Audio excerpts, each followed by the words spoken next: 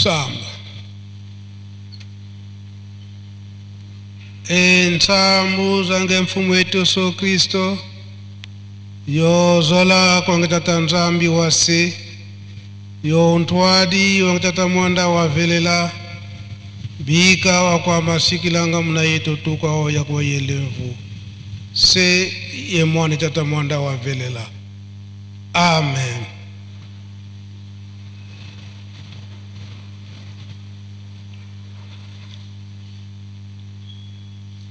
O nkombo ya tata ya mwana pe tata Molimo Santo. Lelo ezalinde mikolo ya mibale le 18 mars. Oyo tozali kokanisa ndenge elonga ya papa Kisolokele ezalaka na 1992. Solo biso tozali bana ya mapamboli. Milulu epesemeli ya 17 mars na biso ba flûtiste. Kasi Matei oyo tolandi banda na mukolo na lobi le 17 mars pe lelo le 18 mars l'an 2025 etalika kabiso ba flûtiste te kasi lingomba mobimba kotala ndenge nini lingomba ekomi lelo na susi ya tata Molimo Santo Papa Simon Kimbangu Kiangani. Susi na ye ezali ete na mpasi oyo ezingi mokili mobimba pe mboka na biso RDC pe mupepe oyo ya makasi ekoti na kati na lingomba ete manso wana makoka kosila. Soki mazali kosila na biso na bana tata Simon Kimbangu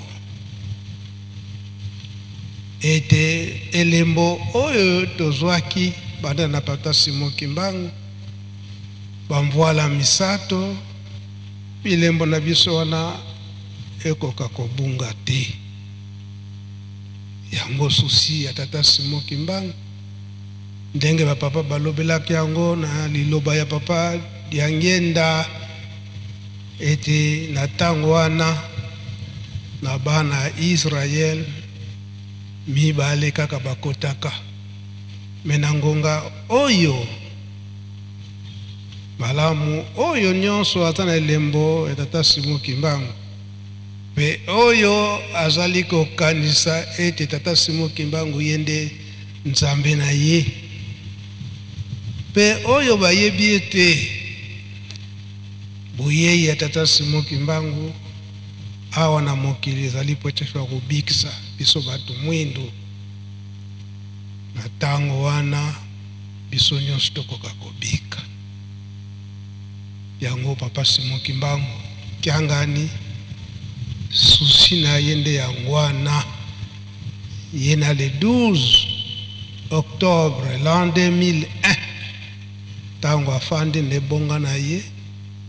alakisi na mokili mobimba ete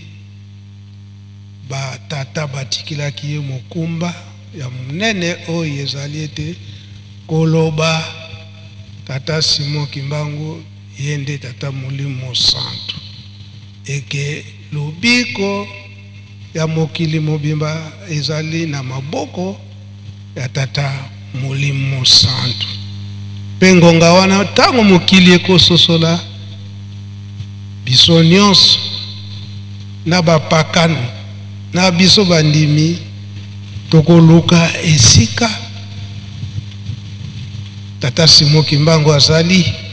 mama mwilu na bamvoala misato poete toya kozwa lubiko toya koluka lubiko yango balobaki ete bapapa balobi ete botonga Yelusalemi ngonga wana ifo kaka ekoka. Maloba ya papa de Ngenda ezali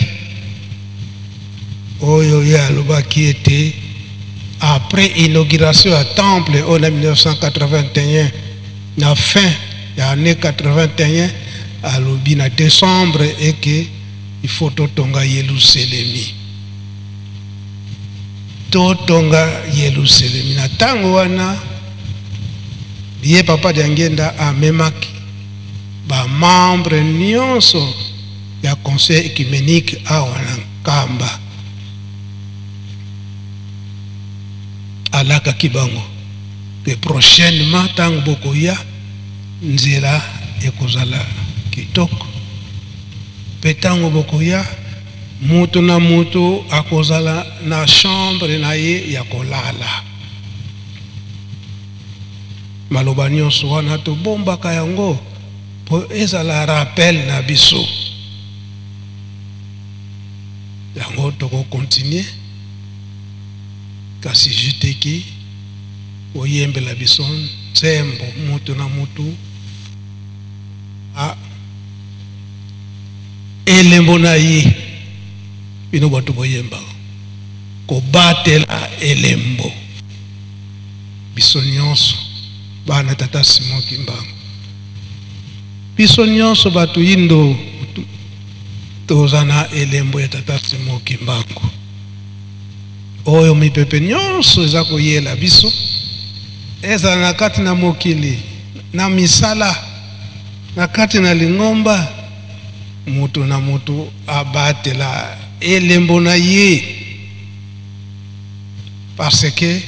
towuti koyoka na Mateyi awa soko bateli elembo na yo te na premier poste mpasi ezali wana wana nini oza na kati na lingomba kasi okotala mupepe ndenge eza koleka na kati na lingomba okomi likolo libanda lokolo mususu na kati na lingomba ozali kolanda bisengo oyo ezali ya mokili okoti na makambo oyo ezanga tina kotiola lingomba na tango wana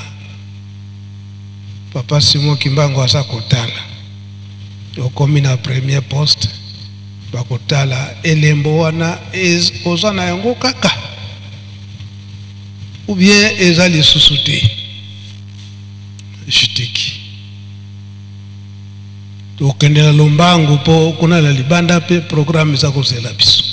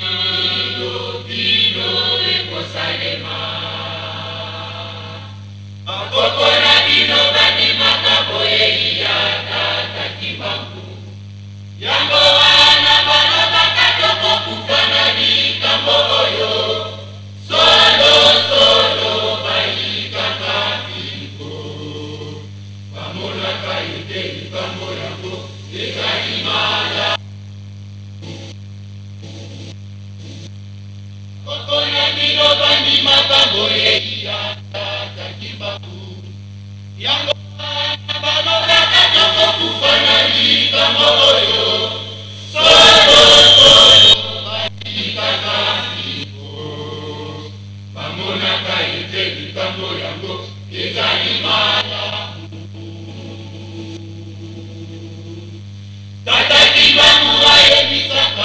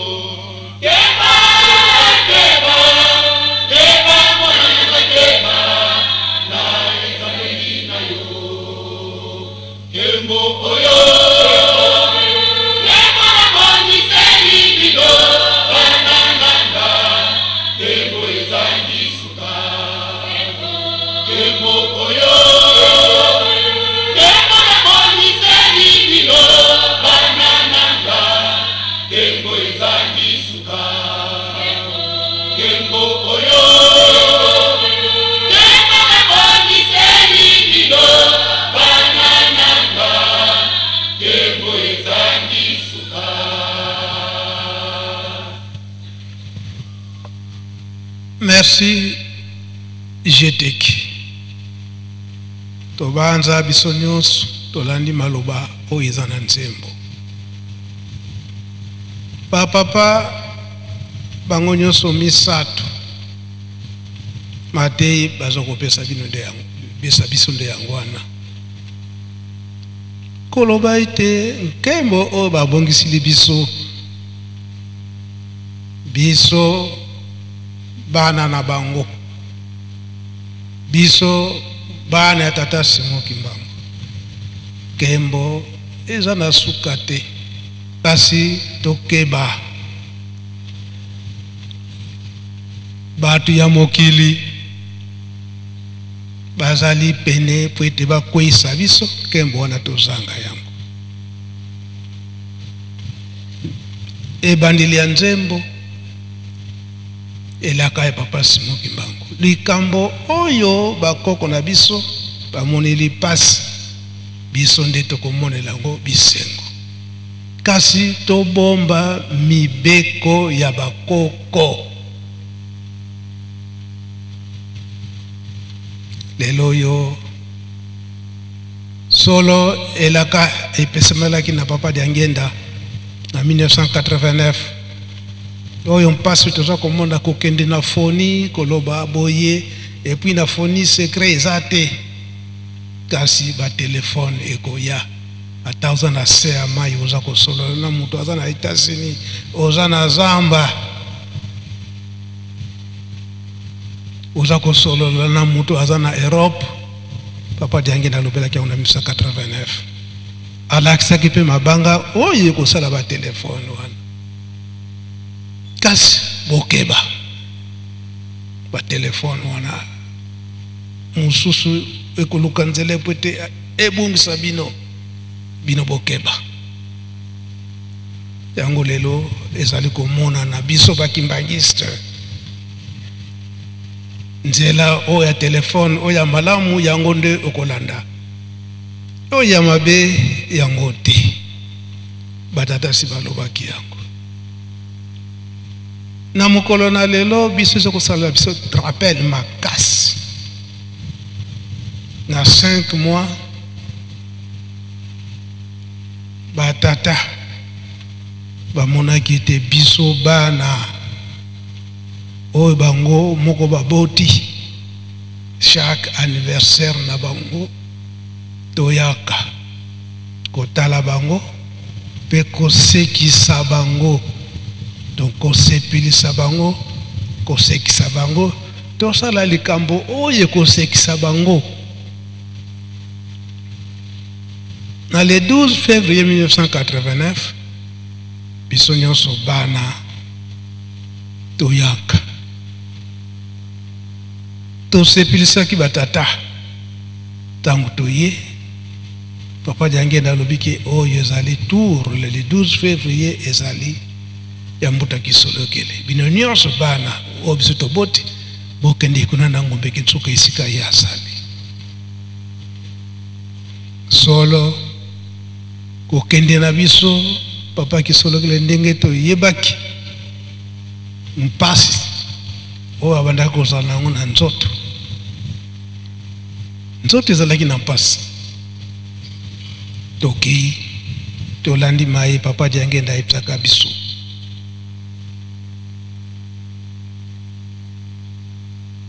Avant tokende totunaka papa kado nini tokomemela papa kulutu. Ye moko papa Diangenda apesaka biso mayele. Bon memela ye groupe électrogène. Bon, y a des fois on a kati mbanza molile kozalaka te, mais soki topelisi groupe ya monene butaki solokele kuna pe akozwa courant, mais soki groupe ya moke moye courant ekoma kuna ezali te po memela ye groupe électrogène. Solo tosalaka manso tosombaka groupe électrogène tokendaka na yango kopesa na papa kisolokele. Papa kisolokele ateyi biso bana na sepeli. Porte parole ezalaki papa Zako. Solo papa kisolokele azalaki na mwa mawa na nzoto, kasi porte parole papa Zako tonga azwi micro mpona koloba. Papa kisolokele asekaki biso nyonso mpe tosikaki tosepeli.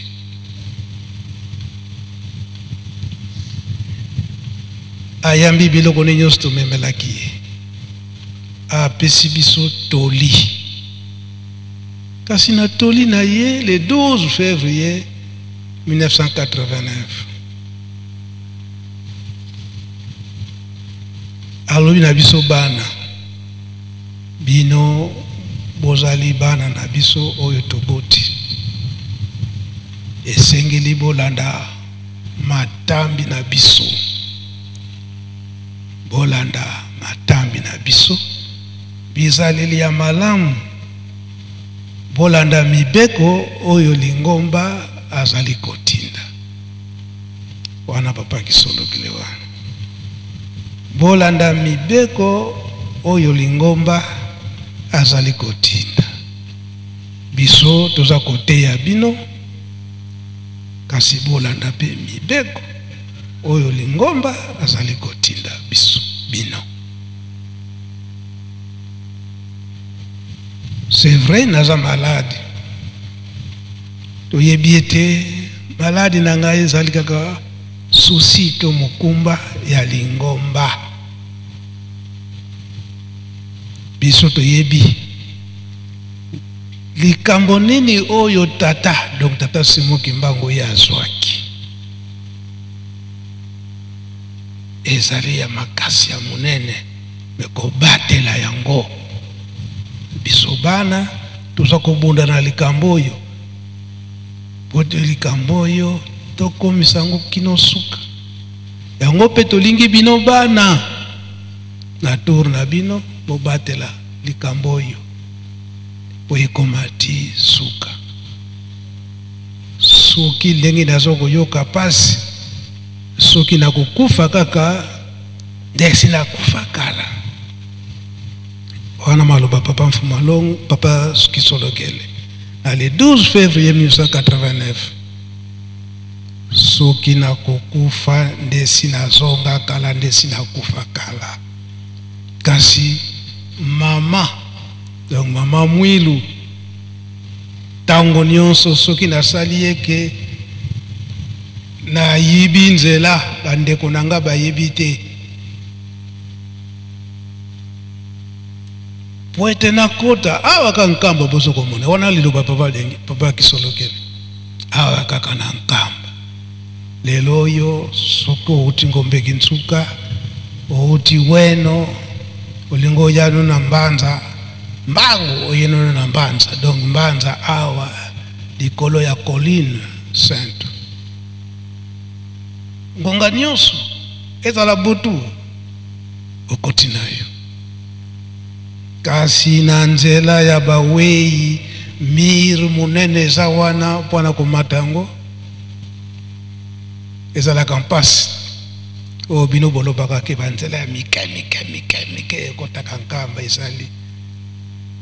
kasi na tango wana nzela se moko kaka na premier poste moye offrode ezali te na premier poste ba contrôleur bazali wana ba contrôleur nde ba surveillant contrôlé par ye moko mama Mwilu wana maloba ya ye moko papa Kisolokele azo yefisa biso bana oyo namonaki ke mpasi lekinga mingi kuna na Kinshasa na kofraude kaka première fois na kei kofanda na ndako nanga na ngombe kintsuka ere ikoki na kiti na maya nkamba pwete na mata na kati ya mbanza nakuta na wana miro munene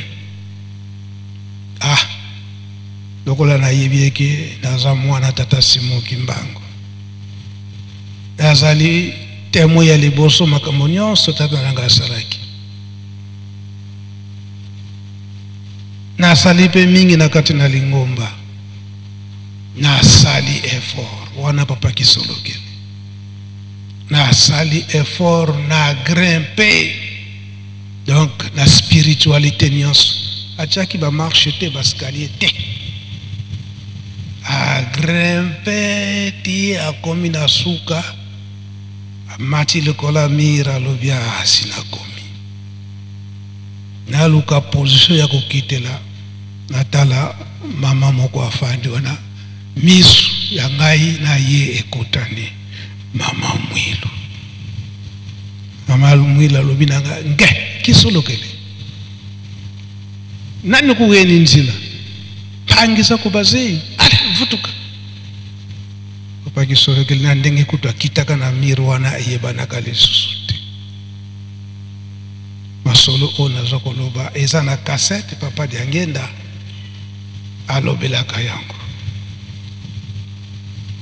pwana kolakisa ete makambo tolobaka ya solo ata mardi tokotia yango ye tango moni ndengo wana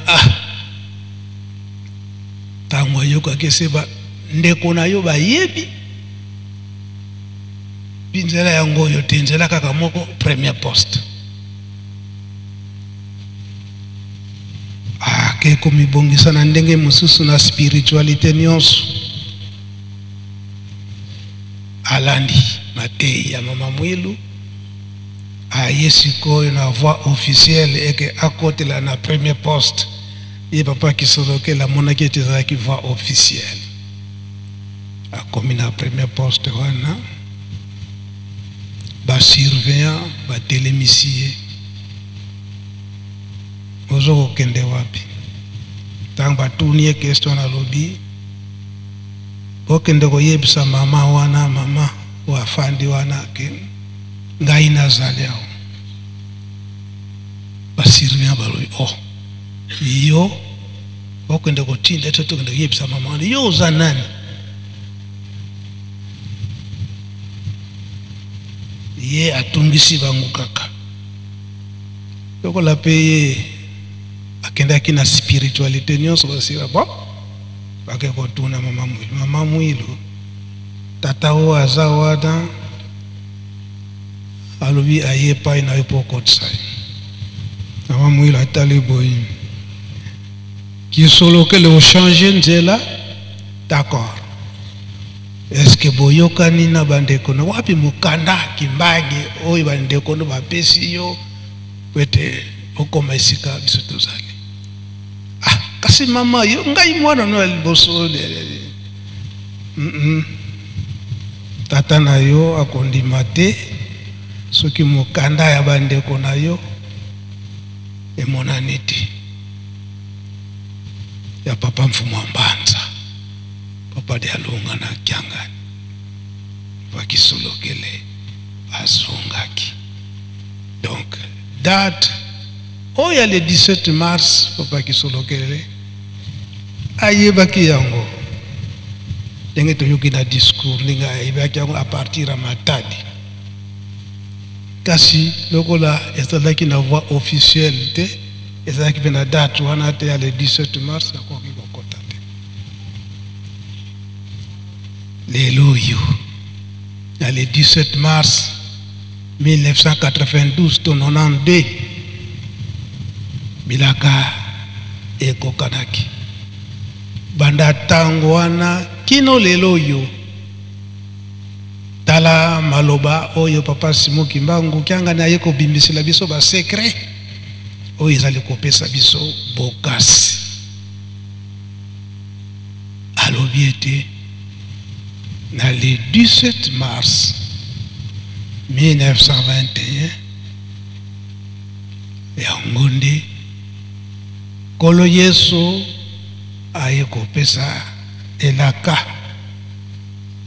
na papa Simon Kimbangu ete lobi nakoya po ete tokutana mais témoin il faut asala lobi nde lelo eyali le 18 mars na 1921 nyonso wana mikolo nyonso mibale epesemeli na biso baflutiste pe matei oyo tozwi na nzela ya papa Simon Kimbangu Kiangani ezali kaka ya biso baflutiste te kasi ya lingomba mobimba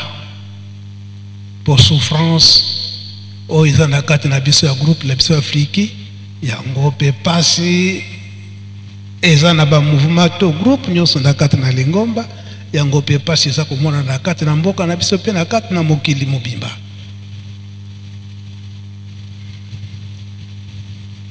Yango na mokolo na yenga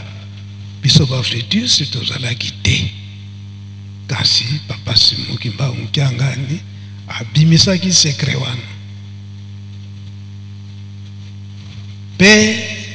soki témoin azalaki témoin wana papa Thomas Tuvumana. Papa Thomas Tuvumana bango nyonso babotami awa na Nkamba. Papa Thomas Tuvumana yende tata na ye tata Mpata Myambongo oyo azalaki noko ya tata Simoki Mbangu. Mama na ye mama Nsibani ya Lukengo awa. C'est coutume ezalaki ete bakoki kobalela musika te batu oyo bazalaki na kati ya Nkamba. Bakoki kobalela musika te, kobala na bango na bango kaka na kati ya Nkamba pe mboka Lukengo. Donc likambo munene ezali wana. Yango pe esalami ke bamvoala misato bamama na biso bango nyonso mboka Lukengo.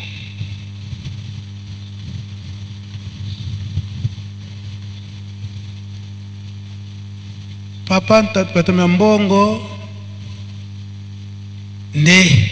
mama mususu asayaki nde mama Mwilu. Tango tata Mpata Myambongo tokomonaka bandeko na biso juteki groupe ba papa Shikonti lelo ba théâtre on ezalaka très nécessaire. Tango amoniki nzoto ne elembi bamonaki ba caractère ya malamu na mama Mwilu. Papa Mpata Myambongo alobiki mwasi na ngai soki nga na kofi na ngai yo Kimbangu yo motoko balai. Avant kutu ye papa Mpata Myambongo akufa atikali kobalisa papa Simoki Mbangu na mama Mwilu nde babotaka. Papa Mpata Myambongo na mama Mwilu babotaka mama Nkitudia oyo biso nyonso toyebi. Donc makambo nyonso wana koloba ete bukoko oyo ezali kosimbisa likambo makasi etata Molimo Santu. Koloba ete libula wana ekoki kobima na Yelusalemi te, ekende esika mosusu kaka awa na Yelusalemi. Biso toza kolanda bukoko.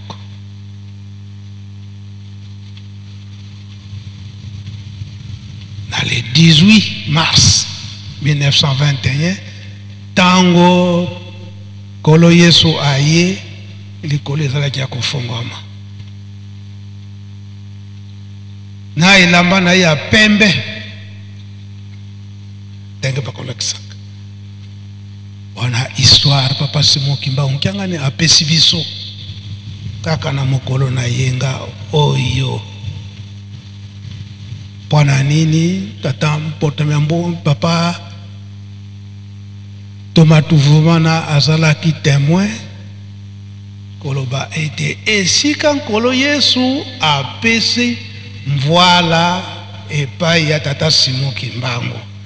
ya kotambusa mokili mobimba. Mvoala wana tango papa Simoki Mbangu akangami na le 6 juin le 12 septembre 1921 etikalaki na maboko ya tata Mpata Myambongo papa Thomas Tuvumana awa na Lukengo. Histoire wana yango tokomona keteke bana Ajax soki ndenge te. Makambo nyonso wana bana Ajax papa Kulutu afandisi bango ateyi bango ete bobungisa libula oyo te, bobungisa histoire oyo te. lelo papa Simoki Mbangu Kyangani alobi na biso makambo mibale ya minene lobi ateyaki biso kasi liloba na ye alobi kuna bofongoli ya ndako ya FARDC papa diangenda soki azana likambo na mama bibi ekosilaka na kati ya ndako bana kutu bakoyeba te kasi lelo na kati na lengomba na biso lelo na kati ya lingomba na biso likambo oliesila na kati na ndako tozokende koluka batu mosusu ya mosika baya kosilisa na biso likambo na ndako papa Simoki Mbangu Kyangani aloba te likambo ya mibale papa Simoki Mbangu ateyi biso lelo na tongo tango tozalaki bana ya mike tobandaki kosalela ya bomwana kasi sikwa awa tokoli tosalela ya kimokolo kasi biso tokomba mikolo tozali koko se comporter toujours lokola bana mike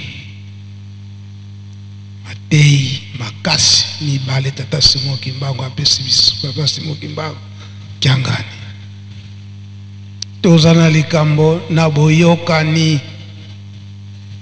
tosalela yango na boyokani makambo nyonso papa Simoki Mbangu Kyangani aza koteya biso ezali na kati na Bible tango tozalaki bana mike misalelaki ya bomwana sikoyo tokoli esengeli tokola na 1921 Ajax oyembela biso nzembo ya liboso oyo nkolo Yesu tango bakutanaki na tata Simoki Mbangu nzembo wana eyembamaki mokolo na yenga pa ya papa kasi mokolo yenga mingi tozalaki te soki tozali ko reprendre yango malgré RKI mais papa alobaki makambo nyonso fo tosilisa yango na matei na biso na remise de cadeau na ntinsani mpe soki tosala molende ata 20 heures tosilisa makambo nyonso po susi na ye ezalaka milulu na biso ezwa 3 jours comme ça jour lobi tango tokokontinue 3e jour na biso soki mpe remise de coupe ekoki kosalama ekozala malamu Ajax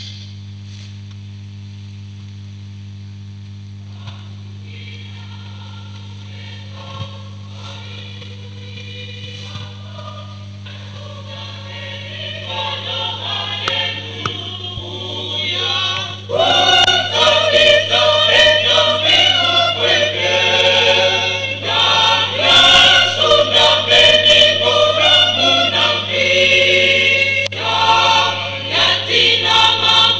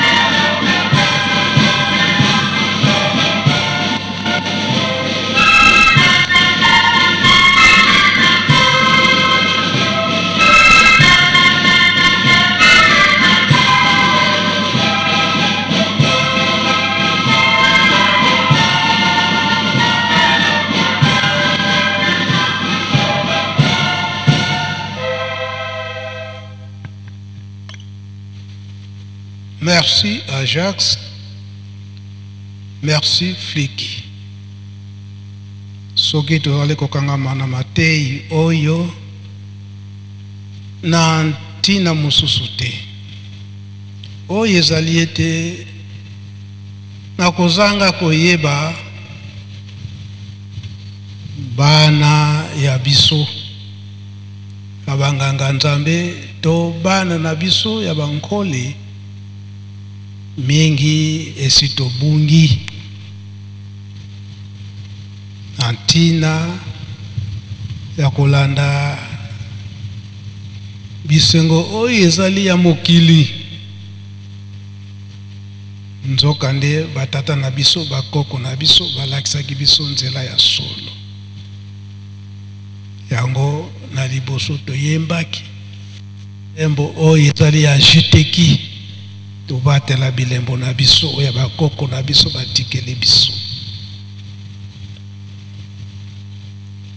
Papa Maya akoya kuexplike biso nzembo oyo ezwamaki tango nkolo Yesu na Papa Simon Kimbangu lelo ezali na le 18 mars 1921 tango bakutanaki na nkolo Yesu témoin tata Thomas Tuvumana na Lokengo oyo tata Thomas Tuvumana babotamaki tata moko na mama Nkitudia. Mama Nkitudia mwana ya yambo ya mama Mwilu oyo babotaki na noko ya Papa Simon Kimbangu tata Pata Miambongo. Pe tango na le 12 septembre 1921 okangama ya Papa Simon Kimbangu mvoala lulendo etikalaka na maboko ya Papa Thomas Tuvumana na Lokengo kino eye kokoma na maboko ya Papa Mfuma Mbanza Papa dia Lunga na Kiangani na 1946 komi na maboko ya Papa dia Lunga na wana nde akeko fanda Papa dia Lunga na akeko fanda na Lokengo wala kokengela mvoala wana tango likambo ekomi pene na 1956 esingela kike Papa Mfuma Mbanza aya kozongisa mvoala wana na mama Mwilu. Mama Mwilu abombi yango kino na le 12 avril 1959 a remettre yango na Papa Diangenda Kuntima poete akoka kobanda musala ndenge balakanaki na Papa Simon Kimbangu na 1951 kuna na Lubumbashi. Esika na tango wana etikalaki na maboko ya Papa Thomas Tuvumana ba missionnaire na mayele na bango bayebaki ete etikali na Papa Thomas Tuvumana eke Papa Thomas Tuvumana pe azalaki protestant kengonga yango yo foto zwa yango pona 1921 wana balukaka yango esika ezalaki bayebaka te tango bayeko sosolekisa na maboko tata Thomas Tuvumana atake chrétien na bango bapesi mbongo mingi poete ACD na bunzoto tango atali mbongo ACD apesi bango tango batie na mutuka na bango bakena kosepela nakomi kaka na tombe na mai oyo Papa Simon Kimbangu azilaka baptême na kati ya mutuka mvoala lulendo ebungi tata Thomas Tuvumana atala na kati na ndako na ye eloko wana ezongi nango esika kozalaka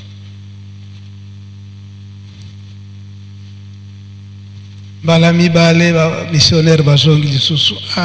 tomatu mana yonde chrétien na biso mundimi na biso pona ni zosola biso bo peut-être mbongo elekaki muke babakisi mbongo tango babakisi mbongo wana bazwi yango bakena yango bazokengela yango sikoyo même yebda zalaki na volant misu na yekaka na voile bafiniki yango mala bakoma kaka na mai ya tombe wana ebungi lisusu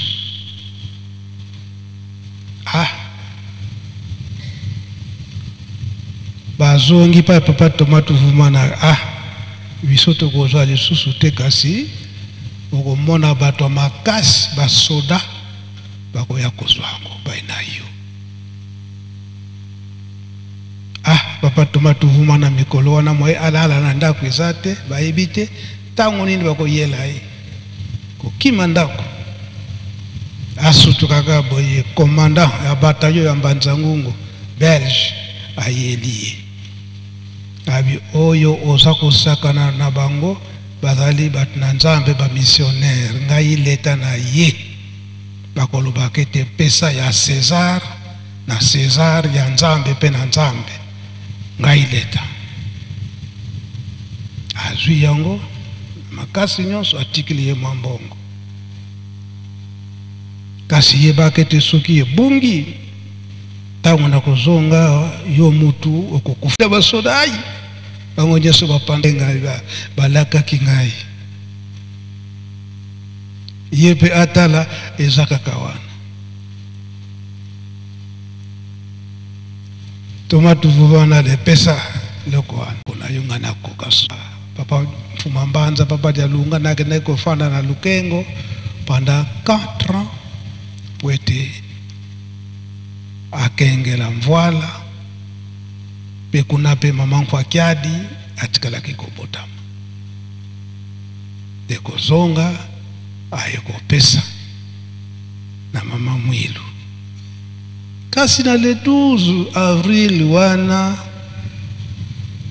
mama Mwilu tango apesi na papa Mfuma Longo lokola ayebaki yo papa dia ngenda eke papa dia lunga na mtayuki pas na eloko wana aboyaki akena papa Mfuma Mbanza tala mama la papa Mfuma Mbanza esali epe pas akepa ya mama Mwilu angali mama Mwilu alobi na papa Mfuma Mbanza kiangani eske oyebi likambo pana papa dia ngenda to oyebi te na yebi kasi pona nino zali kongala eloko esengeli epaya papa Mfuma Longo papa dia ngenda kontima bapesi ye yango makambo nyonso toza koloba awa maloba papa ezali ngonga ka mutu lezangi nde totie yango el sikoyo mvoala lulendo ezali wapi fliki oye mvoala lulendo ezali wapi awa na Nkambe na maboko ya nani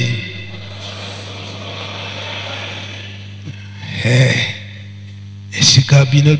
ezala biso nyonso fliki faki tongalaka ete ye kaka likambo ye kaka wana likambo nde ezali nde wana yango likambo toza kobondela papa Raf nzembo wana elobi nini lelo le 18 mars malekaka na 1921 biso bafetiste tozalaki te mokolo na yenga yango toza koreprendre koloba ete likambo ndenge tata aza kotinda biso eza bele ndenge wana na kombo tata mwana mpe tata Molimo Santo merci nkolo na ndenge opesi biso maloba toko expliquer liboso na lingala ndenge nzembo elobi mpe nsima tokosala mwa commentaire ndenge ye moko nkolo asengeli yango wau ngina omumvengo oyisu yikama yasunda mbeni ngolo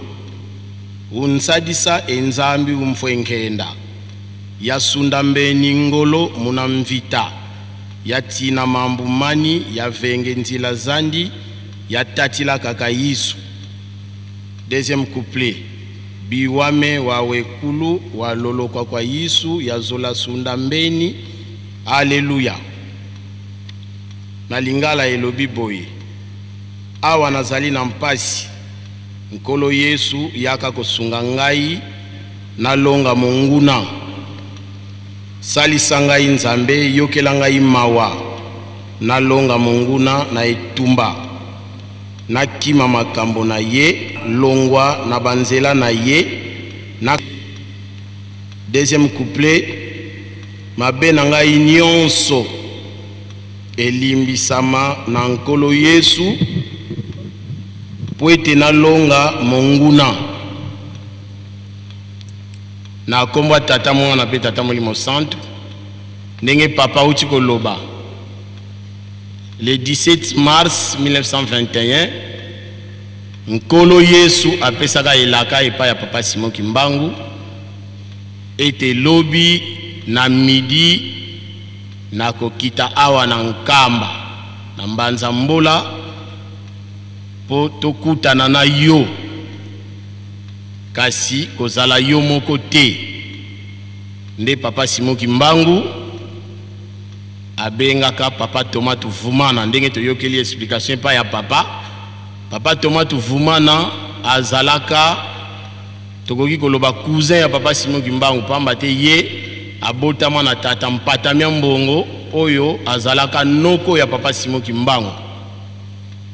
Na 12h wana na midi likambo isalemaka. D'abord mois de mars wana nkolo Yesu abandaki kokuta na mingi na papa Simon Kimbangu pamba te lokola papa Simon Kimbangu abandaki koboya musala nkolo Yesu akomaki kotia pression po na bonzambe na bango bamonaki ete tango esi ekoki esengeli papa Simon Kimbangu andima amema mukumba ya kobikisa mutu mwindu. Nde le 18 mars wana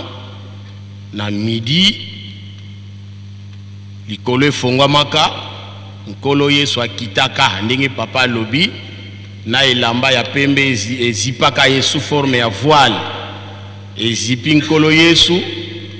akiti elambango ezipi lisusu papa Simon Kimbangu.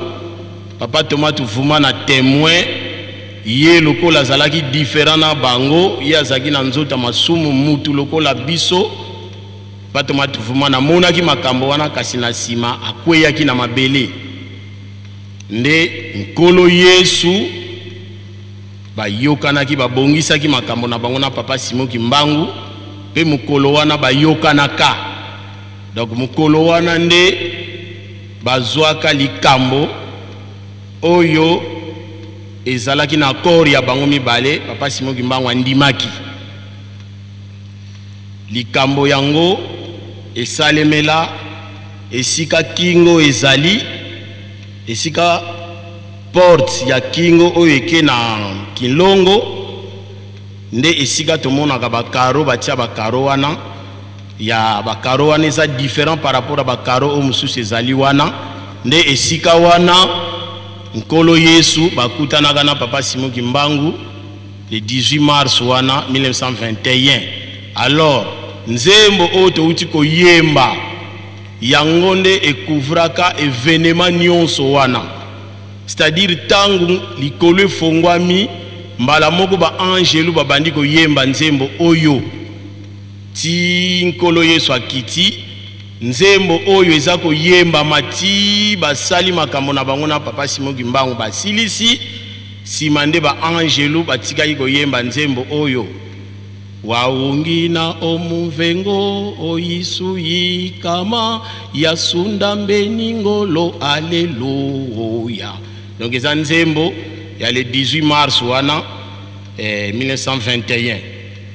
nakanisi papa na mukuse kitambo yango wana tosaki nango. Merci papa. Merci papa Raf ukufanda muke wana bagwe bandeko nukuna bakoyemba kasi yofanda muke wana. Kuna Ajax obongisaka dirigeant mosusu ya ko remplacer papa Raf po ye afanda na muke ao oyo nyonso ba secret ezali kobima mpona kolendisa biso bandimi ke likambo ezali awa na kati na Yerusalemi ezali esika mosusu te ata biso toza kotia mubulu na kati na lingomba biso oyo toza kotia mubulu na kati na lingomba papa Diangenda loba yango eke bana mosusu ya kodefa esi bakoti na kati na lingomba nzoka nde biso toteyaki bango po ete batika mabe bango pe babika kasi bango bamoni ete ndenge toteyi bango bakoti na kati na lingomba mwaye batika mobulu na bango ezali te bazali kokontinue kaka na bizaleli na bango ya mabe oyo bazalaki na yango na mokili yango bazali kokota na kati na lingomba kasi bato wana bokoyeba bango na bizaleli oyo akoteya yo likambo oyo ezali ete lingomba apekisi ye azali koteya yo yango lakiseki te bango wana nde oyo bakotaki na kati na lingomba po ete babikisa makasi baboyi kotika bizaleli na bango ya mabe bango bamoni yango profit ete likambo oyo ekende esika mosusu ekokende esika mosusu te tala babelge ndenge batontaki mvoila ebimaki te na kati na Yerusalemi esikoyo mutuna na biso bafritiste oyo baza kobungisa biso bango nde bakokoka kobimisa mvoila bafritiste oyo bazali kobungisa biso lelo bango nde bakokoka kobimisa mvoila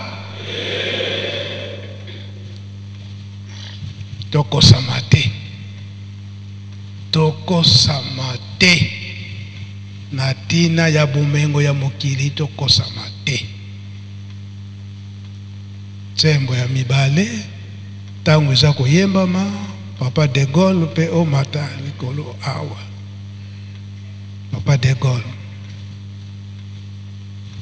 oyo papa Simon Kimbangu Kiangani alobi na biso ete tango tozalaki bana tosalelaki ya bomwana awa esi tokoli esi tosalela akimokolo tolanda mibeko ndenge baza kotinda biso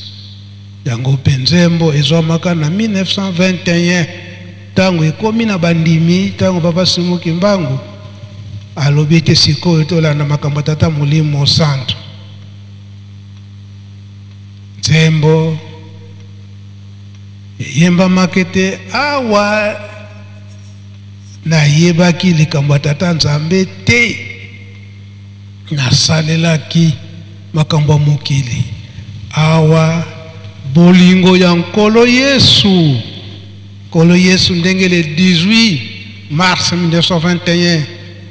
akitaki na tata Simon Kimbangu awa na nkamba papa Simon Kimbangu sima ya nzembo wana abimisi likambo alobi ete nkolo Yesu mutatindi ngai tala boyi bamikolo bakoko ya awa balobi ke awa tozalaki na makambo mokili tosalelaki yaki mokili me awa toyoki na papa Simon Kimbangu eke nkolo Yesu alobi boye donc elakisi ete nkolo Yesu aza na bolingo ya nkolo Yesu wana bango de bakoko batondaka na tango wana na nzembo Ajax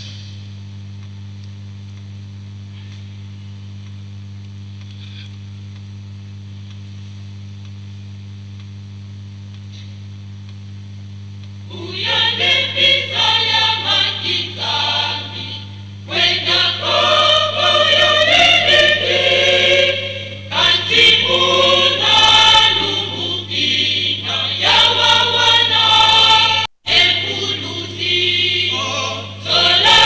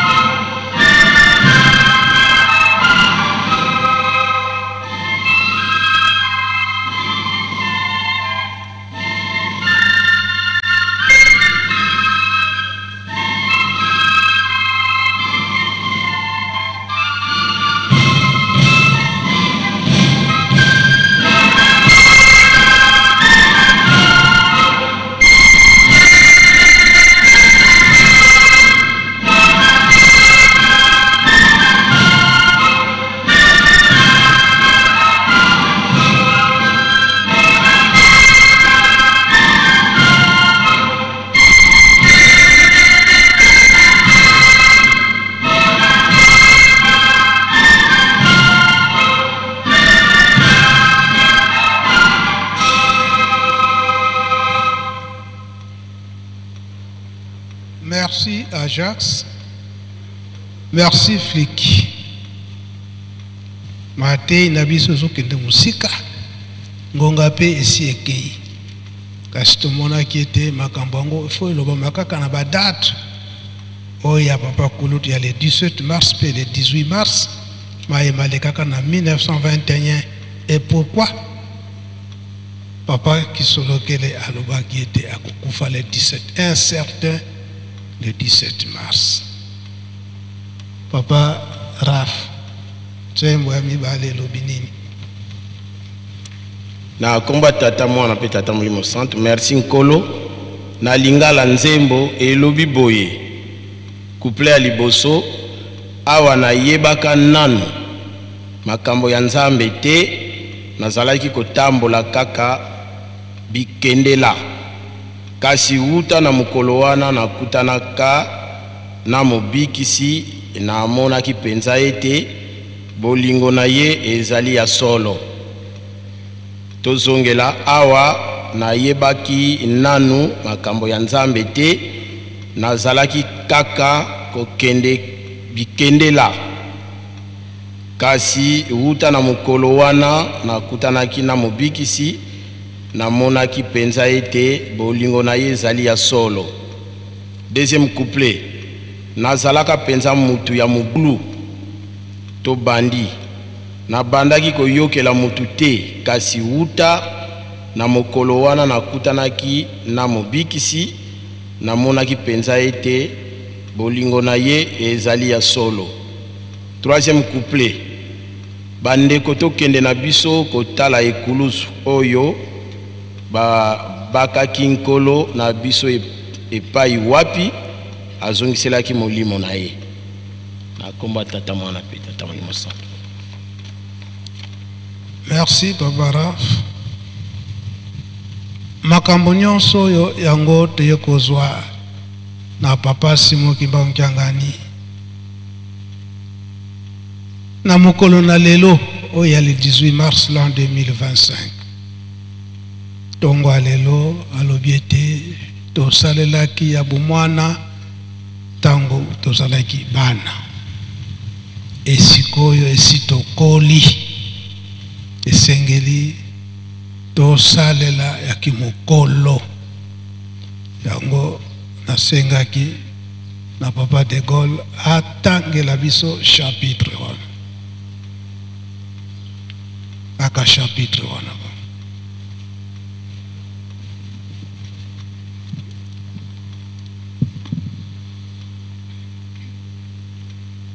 Merci nkolo na kopesa biso maloba na ntina na maye mazali koloba na mokolo malelo nkolo apesa biso ba chapitre mibale tozali kotanga Galates chapitre 3 verset 1 à 4 tokoleka na 1 Corinthiens chapitre 13 verset 11 tobandi na Galates na chapitre 3 verset 1 à 4 bongo tokosukisa na ba Korinto ya yambo na mokapo ya 13 na nzela ya 11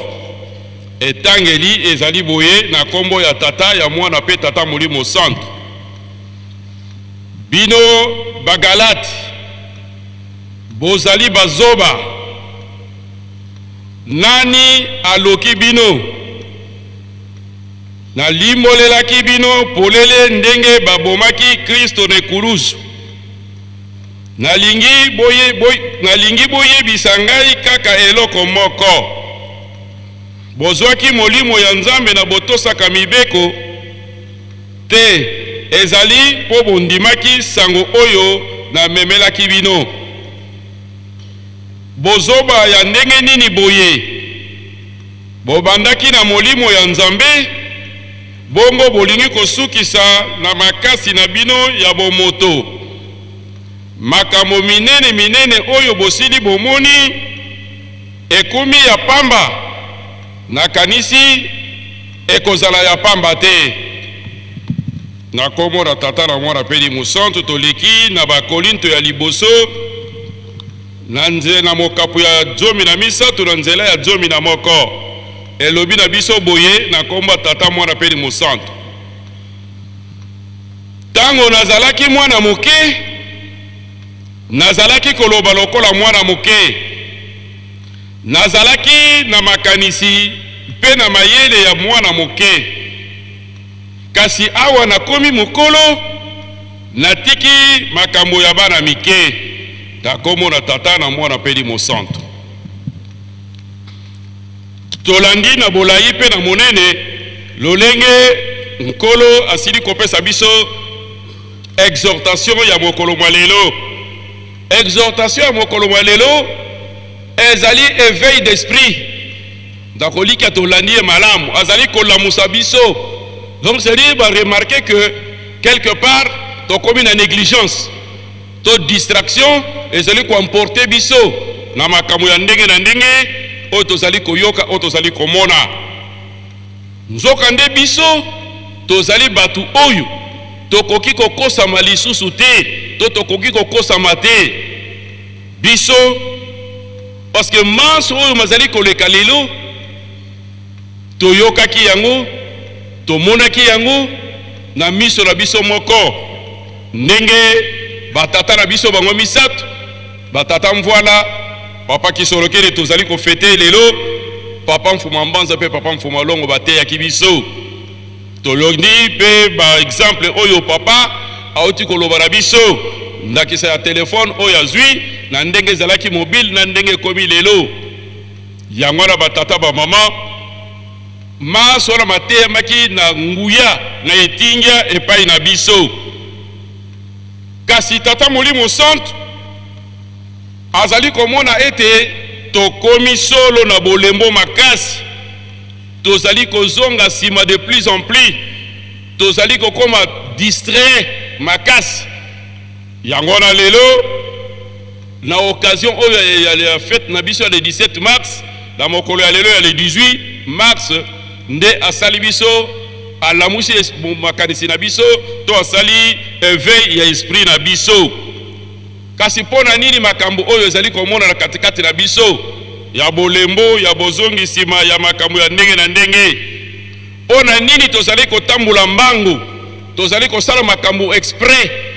mais sika boyo tozali komona ke tozali kotambola na bolembo, tozali kotambola malembe, tozali komarke bapa, tozali kozonga sima. Apôtre Paul alobaki yango na Bagalatia pe na chapitre 5 na verset 7. Galates chapitre 5 verset 7 alobi bozalaki kotambola malamu. Nani apekisi bino kotambola malamu? Nani amemeli bino litei mususu oyo ezali contraire oyo bamvoala bateyaki biso to papa Siboki Mango ateyaki biso na mokolo wana? Par surcroît biso tozali ba croyant kimbangiste, toza ba mikolo, toza bazoba te, toza bato na boyinga te. Mais kasi pona nini makambo ya boyo ezali komona na kati na biso? Toyebi ke nzela tozali kolanda ezali ya solo, maye nyonso bayebisaki biso ezali ya solo. Kasi pona nini léthargie ezali komona katikati na biso? Pona nini kotambola lokola indicateur spirituel katikati na biso? Tango tozalaki bana mike, tango toyebaki nzambe te, tosalelaki banzambe oyo ya kombo. Nzambe aza na miso mamonaka te, nzambe aza na matoi kasi ayokaka te, aza na maboko makolo atambolaka simbaka te, tosalelaki bango. Kasi sika boye toyebi nzambe, to nzambe ayebi biso, biso toyebi ye, lobi awa azwaki biso ba témoin na ye. Kasi tozali komona te tamboli na biso ezali kaka kozonga na biloko ezangi ntina na makambo oyo ezali bisala sala katikati na biso. Tala esika mawa ya tata Molimo Santu ezali na komona maye masali kobongisama kitoko kitoko,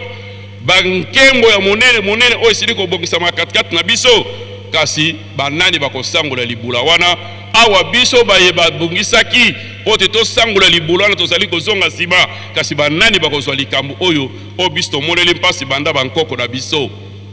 Batata ba mama mwana nyonso soka botami esengeli akola, mutu abotamaka jamais azali kozonga susu sima. Soki mutu abotami ke azwi maladi ya buka buka zongi sima epesaka baboti mawa mingi. Yango na mono papa apesi biso na chapitre 3 na 1 Corinthiens chapitre 13 verset 11. Ete tango tozaki bana mike tokanisaki, tolobaki, tosalaki oyo nyonso ya bana. kasi awa ekomi biso batata awa ekomi biso bamikolo mpo na nini tozali kozongela biloko oyo biso totikaki deja biso tozali bangulu te ete soki tosokoli tozonga na potopoto to bambwa soki tosanzi tozonga susu nsima tokende kolia yango surtout likambo oyo tozali koloba biso soki tozali bagene nzambe alingaka likambo wana te batata bamama bilenge ya basi ya mibali papa Diangé alobaki na biso aussi je vous confie une responsabilité rendez-vous important so bapesi yo responsabilité lakisa ye te solo ozali kolar ozali croyant kimbangiste lakisa te ozali croyant kimbangiste ezali titre ya moke te pamba te mpo okoma croyant kimbangiste esengeli batata pasteur balala na mabele mpo te bapesa yo bateme nde tokomona na le 6 avril c'est déjà likambo moke te nzambe alingaka te moto aloba te nazali jeune Jérémie chapitre 1 verset 6 à 7 Jérémie chapitre 1 verset 6 à 7 tango nzambe azali kotinda Jérémie mission Jérémie pe alobaki ndenge wana abi nga nazali mwana moke nayebi koloba te nzambe asilikaki abi koloba ndenge wana te yoza mwana moke koloba te koyebi koloba te parce que moto apesaka maloba ezanga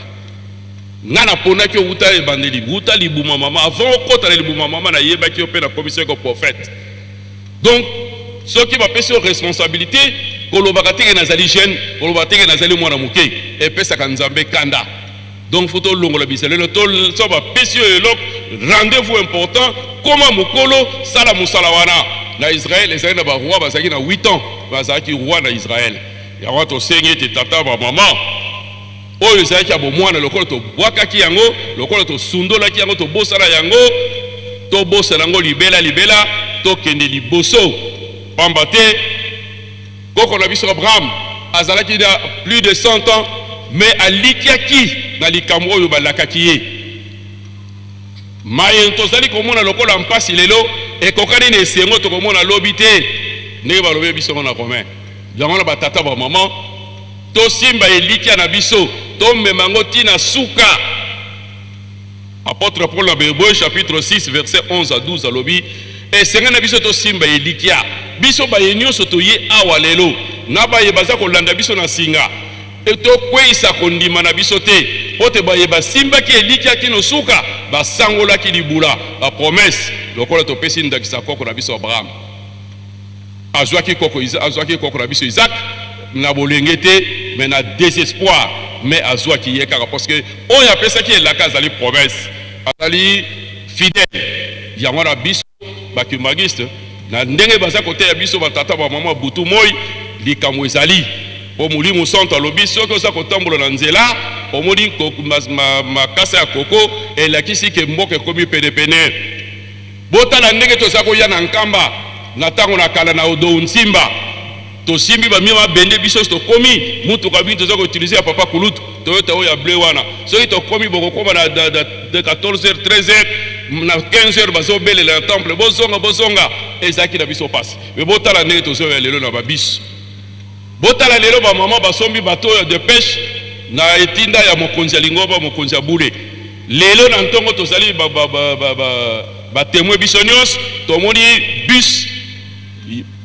pimpant oyo baflutiste bapesi na kati na lingomba lobi tomonaki tracteur ya sika na dirigeant lobi kuna tomonaki compacteur na jeteki elingi koba tozali kokende tofungola miso soki Molimo Santo asepeli biso tokozwa mapamboli tata nkolo tatelemi wana na nkomba tata mwana peli mosanto. Merci papa de Gaulle, papa Raf bokoki kozonga na bino koloba ete na mokelo na lelo biso bafletiste tozala na esengo mingi pamba te tata Molimo Santo papa Simon Kimbangu Kiangani atie biso na esika mosusu koloba ete esito koli awa sito koli tozali kosalelaki mokolo tobosani na bomwana ndenge tozalaki concrètement lelo emonani baflutiste biso nde tozali héritage ya tata Simon Kimbangu biso nde emonani ete toza kopesa maboko bandeko na biso ya faki esika soki faki ekei te biso nde tozokokende na bamanifestation ya lingomba ntina ya liwa ezala na bamariage baseremoni mingi oyo biso nde baflitiste tozali nde kosala yango kolakisa ete esi tokoli mpo na kala baflitiste soki bake esika okoyoka kaka barapport ya mabe soit ya kobunda soit ya komema ndenge na ndenge ekomaki kobanga baflitiste kasi sikoyo soki bazali kobengisa biso na bisika nyonso ekomi kutu ondiriti tokomi komona na moke pamba te bamanifestation nyonso ekomi kaka baflitiste soki faki ekei te elakisi ete tata Molimo Santu esi atie biso na ebonga na biso ya koloba ete esi tokoli kasi si tokoli eloko mai kobakisa na likolo ekesi tokoli kasi mwa badieze eza nano yango asengi biso tolongola badieze wana elingi koloba makambo ebele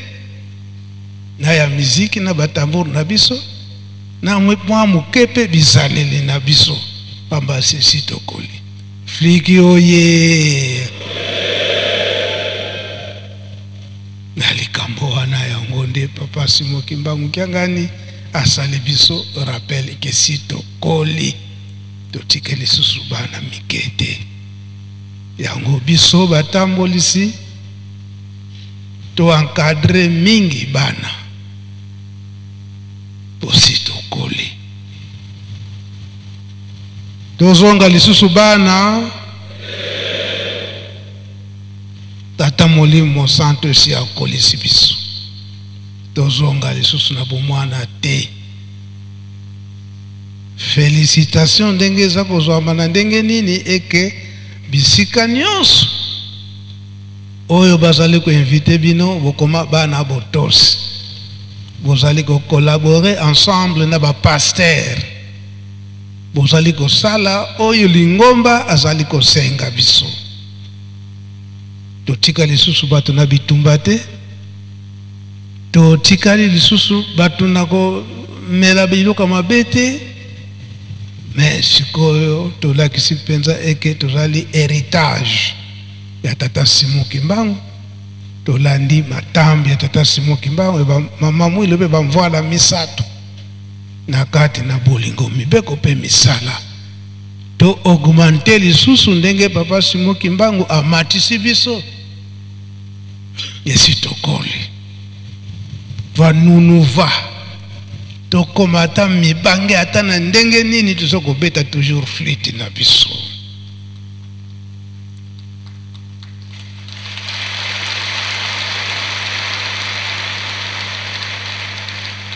ngai na lemboli kaka oyo papa Simon Kimbangu Kiangani alobaki na biso na tongo sitokoli bisi ya sika emonani topesi pe elaka tokobakisa soso ya mibale pourquoi pas tosepelisa papa ya kosala pe ya mingi tozala bana botosi toyebi ete oyo bakosalaka bazali moke oyo tozali nanu bana tozali mingi kasi na bomwana na biso esi tokoli na muke muke oyo tata akopesaka biso mpona kosomba mikate na nzela yo pe degrenaka kaka ndambu esika bakopeselaka oyo ya mikate po ete topesaka mikateli barepetition tokosana te bokolimisa biso tokema mosika po tie kaka commentaire na manso oyo papa ayebisaki biso na tongo po tokoka koyekola toyeba malamu kobima na biso tokomi na 17h. Le temps tokobima, le temps tokosala organisation, tokosenga na défilé d'honneur tozala kaka muke pe biso ba pied gauche exercice ekende mulai te makambo nyonso yesango mukuse poete tokota na remise de cadeaux. Après remise de cadeaux moi bimbi elekela pe ekozanga te toyokani tosilisi bokombo tata mwana pe tata Molimo Santu. Amen. Bika twakubikeno moko twatambula lusia mosuye lusikudukusu tutambuli kwa tata Nzambi musola kwa se mwana tata mwanda velela munkumbwa se ye mwana ye tata mwana